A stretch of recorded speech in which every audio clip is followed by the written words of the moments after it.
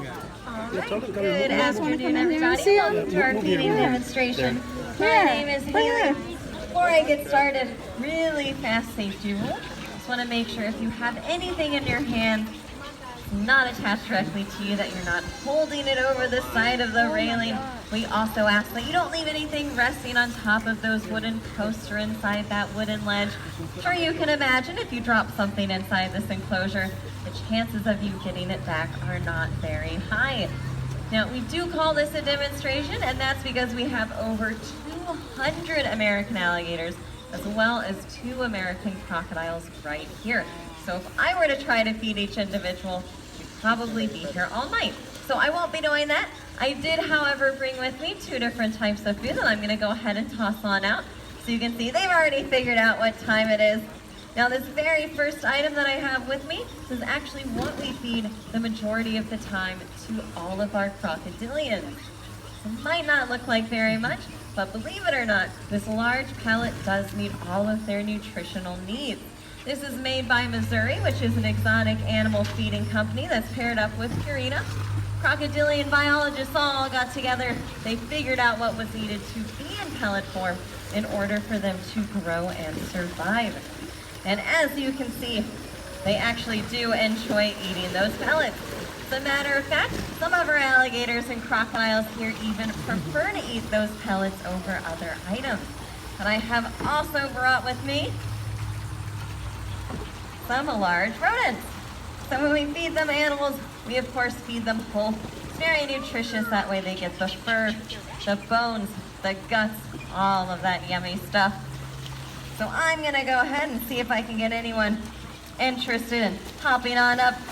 Oh yeah, very excited for those rodents. And just a little history about our park.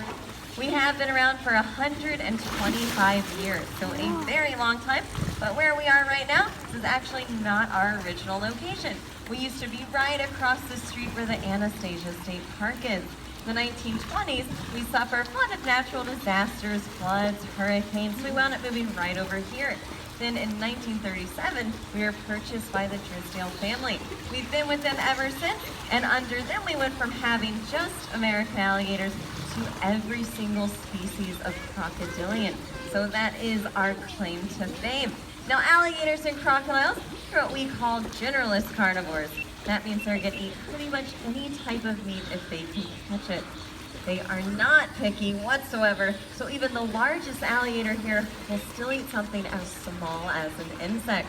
They'll also eat fish, crustaceans, birds, lizards, a lot of smaller mammals like raccoons and possums. And of course, once they do get to be a certain size, they can potentially take down an animal the size of an adult deer. Now there is one issue with them eating such large animals. It's a little bit harder to tell. We're just dropping those rats right down into their mouth. But the issue they have is that they can't chew their food. And I know a lot of times when you see them eating, it usually looks like they are chewing. They have a tendency to move their mouth a little bit. What they're actually doing is just taking that animal, they're tossing it around, trying to get into just the right spot. They'll then tilt back their head. They'll let gravity pull it down their throat for them. They're not physically capable of chewing. Their jaws only go up and down. They do not go side to side. So they just can't get that chewing motion. They also have 70 to 80 conical-shaped teeth. Those teeth are not designed for tearing or shredding like sharks or Komodo dragons. Certainly don't have any teeth made for chewing or grinding. So if they do want to go after a much larger animal, in order for them to eat it, they wind up doing what TV has done, the death roll. Sure, you've all seen videos of very large crocodiles on TV going after large mammals like wildebeest or zebras. You'll see them grab a hold, they then do that spin. Now despite its name, the death roll is actually not the way that they kill their prey, but more the way that they dismember their prey. So not really a nice, sweet way to put it, but it's their version of a knife and a fork. It's how they're able to take that much larger animal and top off that smaller, more easily swallowed piece for themselves. And despite how large some of our alligators here are, you're really surprised to learn what small amounts of food we wind up feeding them. Since they are reptiles, they do not have to eat every single day. So for them in a year, they'll eat anywhere between 80 to 90 pounds. And that's Sounds like a lot, but that's more like you or I having one sandwich a week. So that means anybody standing on our boardwalk right here can actually out-eat our largest alligator, largest crocodile, no problem. As a matter of fact, get a particularly big individual, they can potentially store enough body fat to go an entire year without having to worry about eating that next meal. It is extremely impressive. You've been able to see they do have quite the ability to jump. They can actually jump 2/3 their entire body length up out of the water. So 2/3 all the way down to their hind limbs. I know. Well, I do have one very last rodent. So while I'm looking for another really good jumping candidate, I just want to thank you all for coming out today. Just by you being here, you're actually helping to contribute towards conservation.